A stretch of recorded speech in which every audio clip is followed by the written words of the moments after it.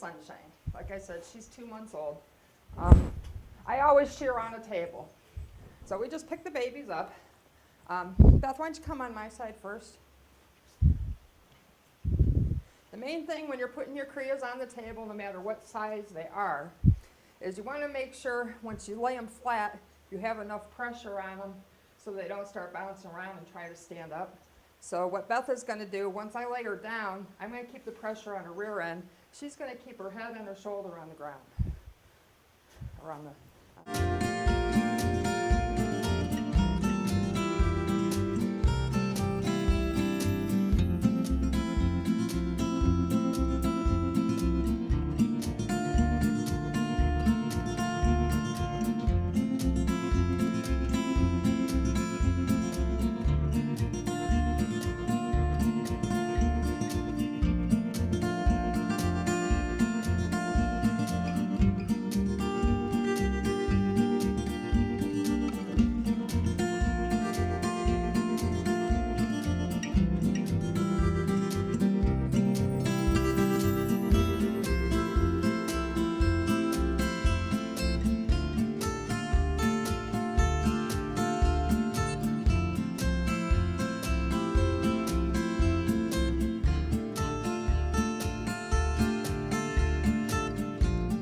taught. So you have to be very careful back in these areas. Okay. I'll start these clippers up. You'll notice that they are very, very quiet. I like using these on babies because they're just less intimidating and definitely a less chance of cutting or injuring the baby we're doing. Okay. I'm going to start just by here. I just put a little touch on her just to see how she's going to react. Most of them are very good, but they argue every now and again. I'm going to do one pass up the belly, just to make sure my clippers are working right and the blade's working correctly. Okay. Again, I have my hand, my free hand over here, just in case she does start to bounce around. I always have pressure on her somewhere. When I am doing down around the belly, I try to leave some of the fleece on, especially this time of year. We're in the middle of July here in Ohio, and the bugs are horrendous. So I do try to leave some fleece on the belly and sensitive areas where the flies like to eat them. Leaving a little bit of fleece is not going to make any difference in the way she looks when it comes to spring and to her spring showings career. Okay. We'll leave a little bit around the umbilicus because it's still there.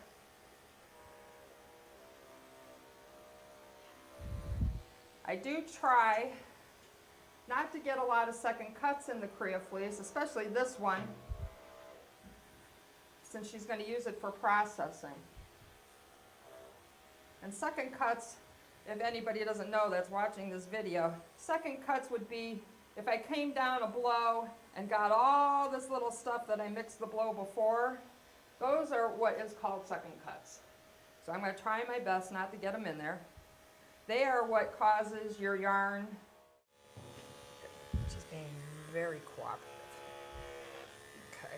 Now when you come around the back of the butt, you want to be sort of careful. There's ligaments and tendons right through here that are right next to the skin. So there's no need to go all the way down to the skin when you're shearing this particular area of an alpaca. Especially if you're shearing even little boys, since they like to fight and bite and grab all kinds of things in their mouths. They don't have fighting teeth, but they still have teeth. So there's less likelihood of them actually cutting through anybody's skin, even if they're just playing around. Okay. Now, what I'm going to do is I'm going to blend from this spot to the hock. I start at the skin level.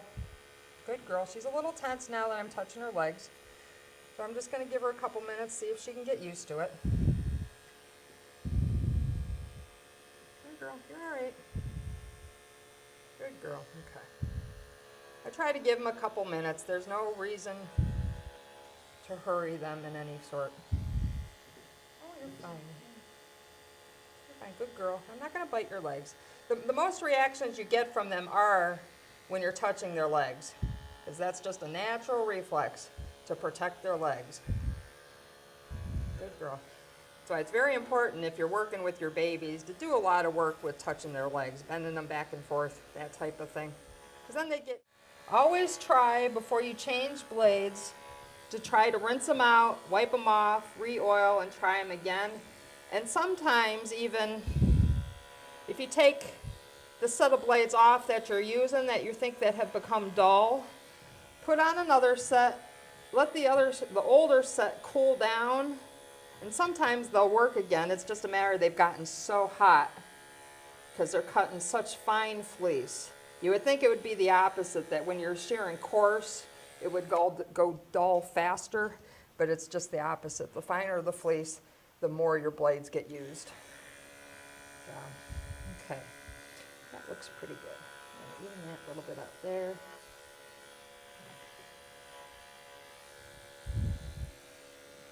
Okay. Again, like I said, you can take a little bit off the back of the knee so she doesn't look back at the knee.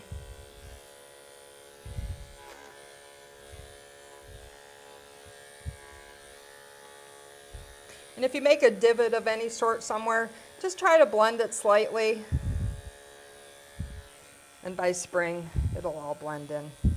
I'm still holding the leg. She's being wonderful. I'm pulling the leg back just to get around down through here.